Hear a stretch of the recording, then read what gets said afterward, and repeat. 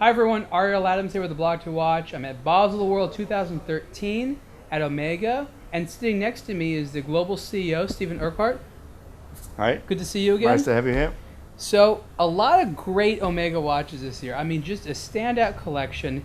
But everything started this year with the launch of this cool campaign with the Coaxial Movement movie. Tell us about this campaign. Yeah, well, you know, the Coaxial was introduced in '99. We felt it was an important step for Omega to establish itself once again as a leading watch manufacturer of mechanical watches. 2007, we made our in-house movement, which is now, you know, men's ladies chronograph. And we felt this coaxial message was so important that we had to sort of find a way to send it out there. You know, most people don't really care about watch movements, and it's not the easiest thing to talk about. We don't really do technical. So we had this idea, came from an agency in Italy we work with, to make something very artistic, to use the history of Omega a little bit to relate the story. And the movie is nothing technical. There's no, just one guy is speaking very quietly, beautiful music, and the reaction has been incredible. We've done a campaign we've never done like this before. Worldwide TV, worldwide digital, unbelievable. YouTube in many countries, USA, China, big time. Feedback very positive, and what I'm really happy about is that people who really don't know anything about watch movements, who don't really care about watch movements, have come to the watch movement story because of the film, because they think it's so cool, so well done. They want to know what's behind it and why we did it that way. It's the first campaign I've ever seen on a large mass scale, which is focused on mechanical movements. Yeah. It did so in such a clever way, and I think that, you know, from the bottom of the Swatch group with Swatch, the release of this new inexpensive mechanical movement, I think was very clever in getting people at a younger age interested in mechanical, Sure. and at some point they graduate up to an Omega, Yeah, and they already have an appreciation of it. Another big thing this year is ceramic. You're really going further with ceramic. Of course, you have the liquid metal and the ceramic bezels, but now, and it's on your wrist, you have the Speedmaster 9300 with a ceramic case, and it's fantastic. Called the Dark Side of the Moon. Tell us about this piece. Well, you know, you talk about ceramics. You know, black watches in particular, they've been in vogue for many years. Our sister brand Rado has been, you know, thriving in this for many years. Sure. We always said, listen, we'll do a ceramic if you really master the technology. Make sure we have a watch that can last 50, if not more years. It won't scratch or peel in 10. Our QC people are very stringent, I said, with Omega. And we want to do it on an iconic watch. And probably the most difficult watch to do it on is Speedmaster, because the lugs, the curvatures, the angles are very acute, very difficult to work. But we had to, so it's one block of ceramic. And the color we're very happy with the color, because, you know, black is the color, but it can change. Huh? Of course. And if we got the right blend of black, it's got to be deep. And we're very happy with the watch. I tell you, I mean, we waited 3 or 4 years for this. We could have had it last year. We 100% sure, and now we show it this year. And I think we can make some other watches. So does that mean that you're going to bring ceramic into cases and other yeah, collections? I think, you know, we're not obsessed with this per se, but I think when it can be aesthetically an improvement or technical improvement, I think we should do it. You know, we did it, as you said, with liquid metal before. We did it also with Ceragold. We launched that last year with, you know, the marriage of gold coming out on a ceramic, which you could never get that effect with another process than that.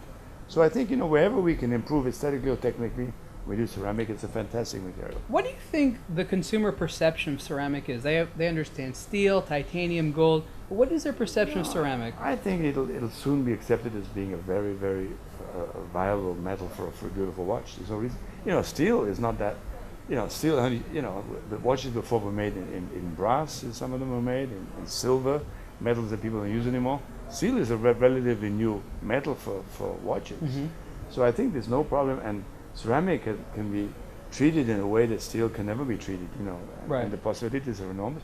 No, I don't see any problem there. I think we live in a world today that I don't think that I think the world is very open today. People are very flexible, and people are willing to move on. No, I agree. I agree with you. So you have two cool, what I'll call retro watches. First is the bullhead. Yeah, that's the Seamaster bullhead. Crazy name also for a watch, you know. But tell us about the decision to re-release this watch. You know, we have so many crazy watches from the past. You've been to the museum. Yeah. Yeah, you know, Omega. We have so much stuff out there that we could spend the next 20 years just bringing out new watches from the past.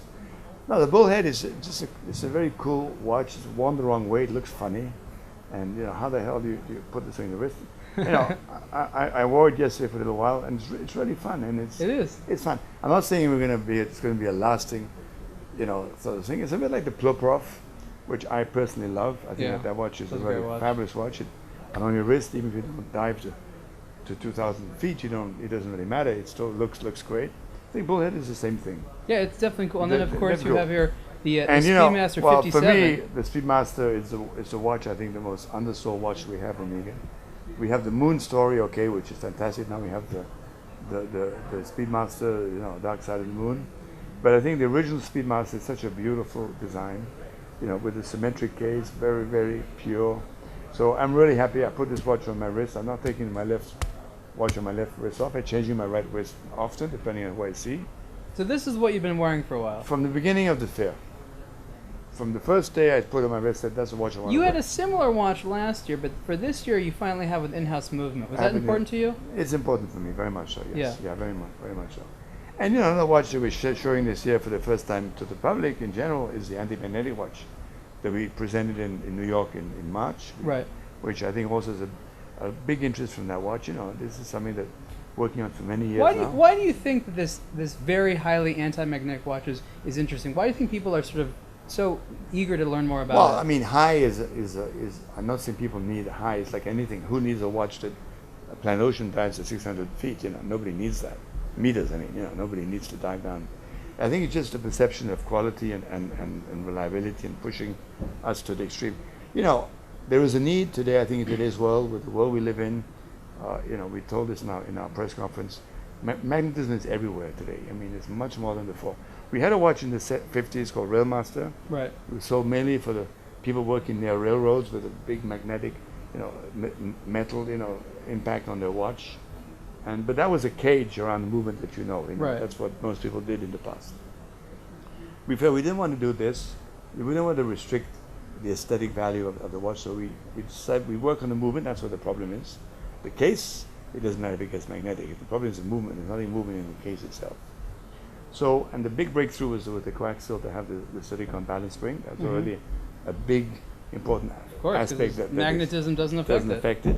Now we have some materials, thanks to liquid metal. We have one or two internal names that nobody will understand, and we're not going to tell them what it is, called Liga and Niva Gauss, that we're using also in certain key elements. So we've mastered now this 8500, 8520 ladies will follow within a few months or next year, and then the chronograph 9300 also. So we think it's a very important thing that we taken for granted in 5 years' time. Everybody says, of course a watch should be anti-magnetic.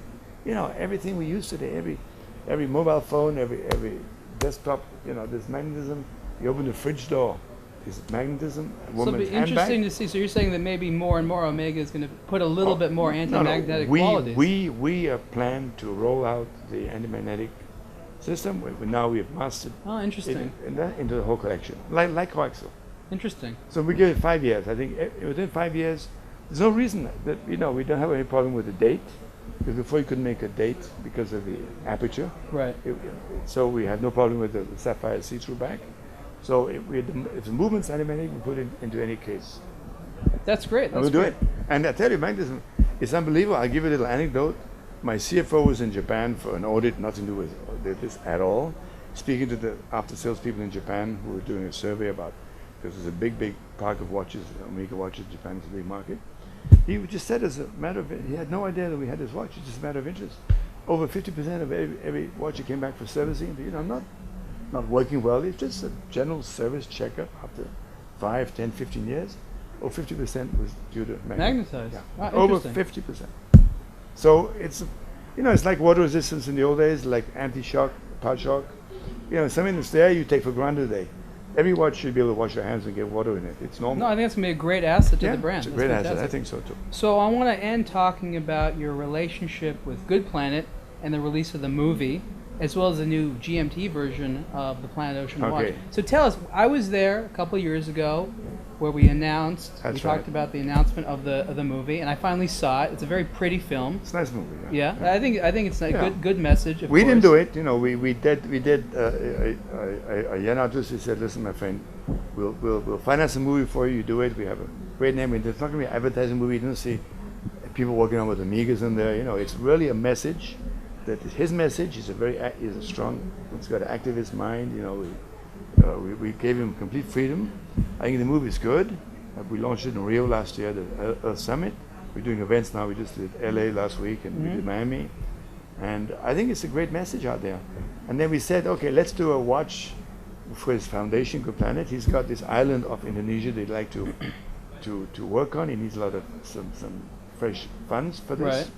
So we said, okay, let's try to be a little bit cool and we'll make this watch for you, and all the profits from that we'll give to the island to help it along.